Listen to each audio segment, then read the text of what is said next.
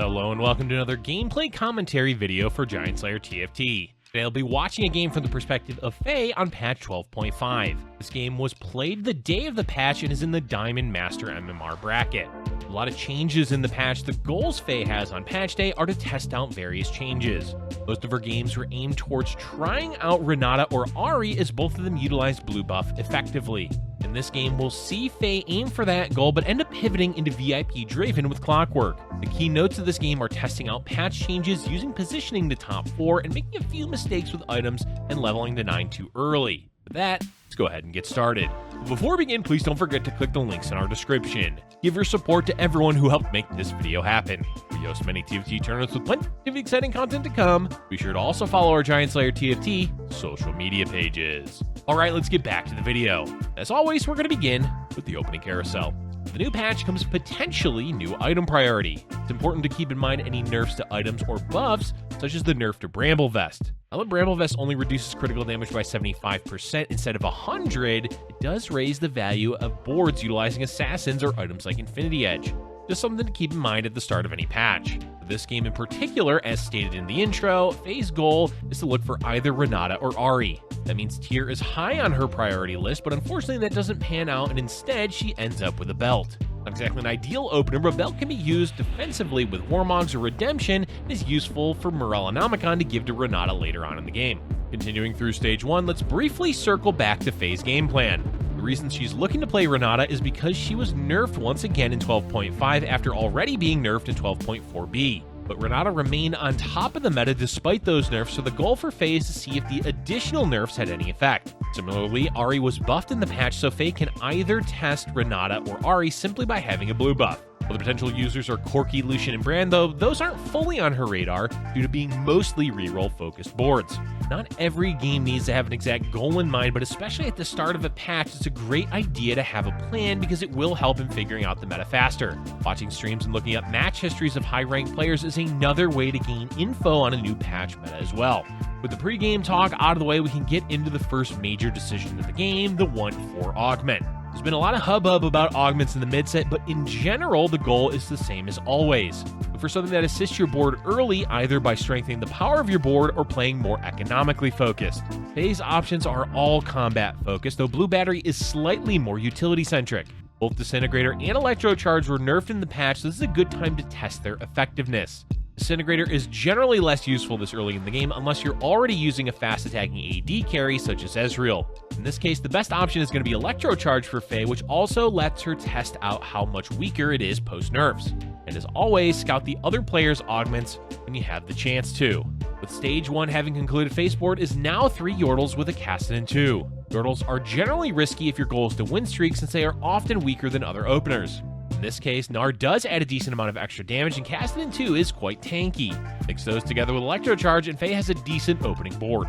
The main issue is a lack of slammable items outside of the Redemption, but she'd rather save the Tyr for a potential blue buff. The final round before the 2-4 carousel is important because winning puts Faye on a 3-win streak. It is worth considering level to 5 to ensure the win, but if it backfires and you lose, the rest of the game becomes much harder. She opts not to level, hoping this board is strong enough. Unfortunately, the fight ends as a loss for Faye and goes to show the impacts of the nerfs. Had Electrocharge not been nerfed, the chances are Faye would have won the round, especially with Corki always proccing the AoE damage with Infinity Edge. But it also shows that had Faye leveled, she would have won the round as well. So there's always minor adjustments you can make in a game to squeeze out advantages even if it seems like a risk. After the carousel round, the best option Faye had was a Chain Vest. This goes to show the importance of winning or losing in the early game, as now she gets last pick with high health without the benefits of being on a win streak.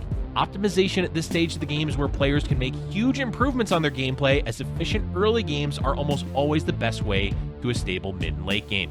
Briefly before we move into stage 3 in the mid game, it's worth noting that Faye has neither a win nor a loss streak at this point in the game. What this means is a much weaker stage 3, which affects stage 4 and ultimately results in a slower level 8, at least on average. That does put a damper into the game plan of playing Renata or Ahri, since both are 4-cost carries that rely on level 8 to stabilize. The initial rounds of stage 3 go well for Faye as she ends up on a 3-win streak, largely thanks to the blue buff on Gnar plus a few upgraded champions. It's time again for a major decision, as the 3-3 augment round is here, and the options Faye has are quite interesting.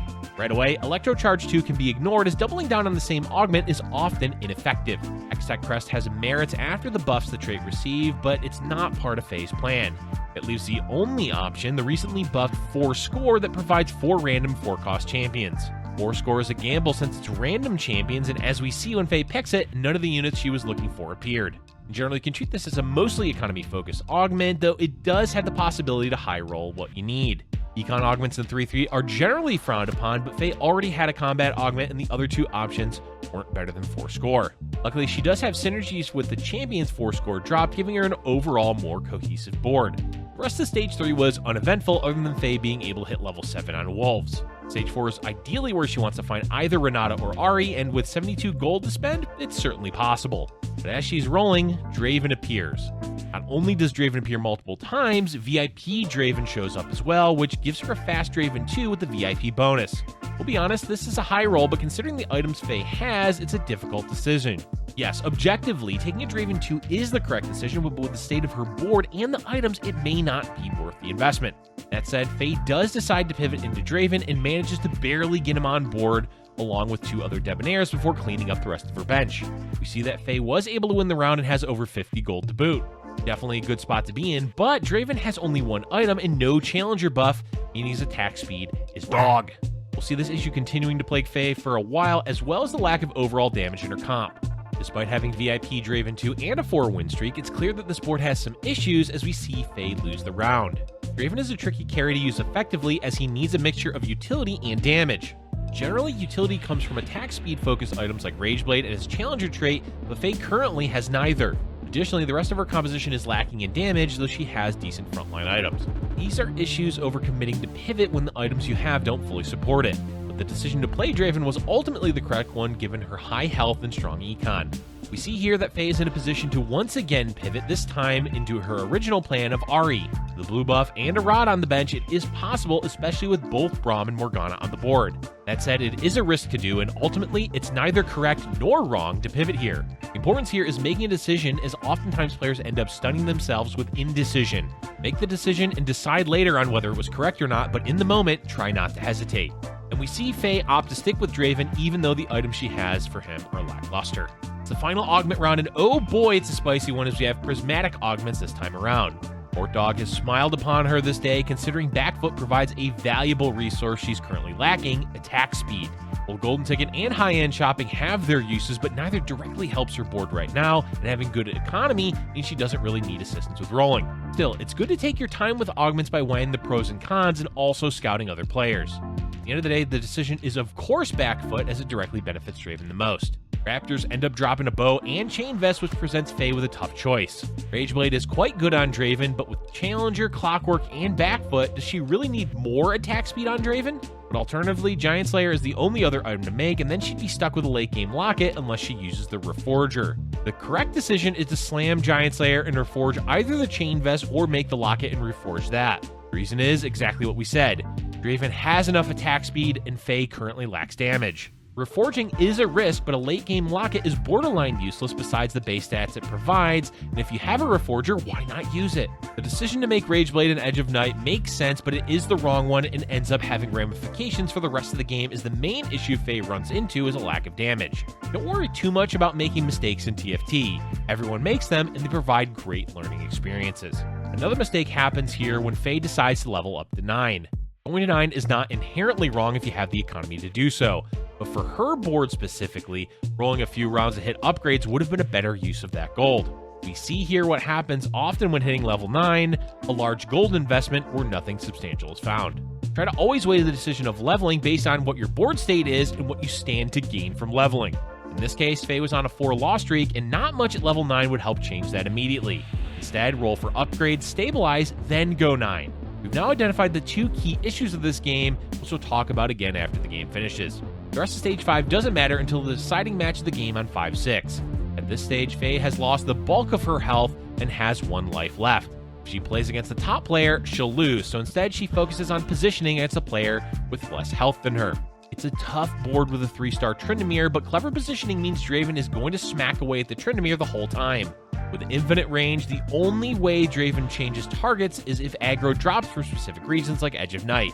As the fight plays out, it is a close one, but the positioning and scouting clutches it out in the end as Tryndamere dies and Faye barely ekes out the win to end up in the top 4. Ironically, having a ton of attack speed actually saved Faye in this fight. The final fight of the game for Faye is an inevitable loss as her board is just not strong enough against the other 3 players. But a top 4 means she gains LP, and at the end of the day, that's the overall goal. And that's a wrap for this gameplay commentary, folks. It's important to look back on this game and identify what went well and what went poorly. Pivoting into Draven was a good decision that helped stabilize Faye in the mid game. What ended up hurting the most was building the wrong items at the end with Rageblade and Edge of Night instead of Giant Slayer and utilizing the Reforger. Also, the decision to level to 9 provided no major benefit, and had she instead upgraded existing champions, the fight for top 4 would have been a lot easier. Overall, this game was intended to be about Renata or Ahri, but it did showcase that Draven is at least a playable carry after all the changes. In fact, one of the other players in the game also used Draven, but with better combat augments and items that ended up placing higher than Faye did. All in all, when it comes to a new patch, be willing to test out what has changed, whether those changes are nerfs or buffs, as the new information leads to an understanding of the meta much faster. And that means the LP number goes up. Let us know in the comment section below what you'd like to see in our next gameplay commentary video. Thank you for watching, and if you're enjoying our content, be sure to like button and subscribe for future Giant Slayer TFT videos.